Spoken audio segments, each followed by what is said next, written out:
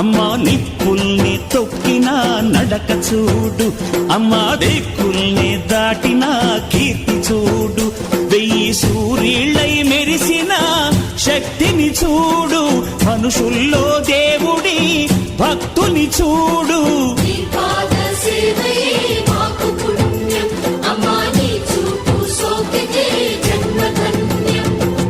అమ్మా భవాని లోకాల నేలే ఓంకార రూపమమ్మా, తల్లిని మహిమల్ని చూపవమ్మా.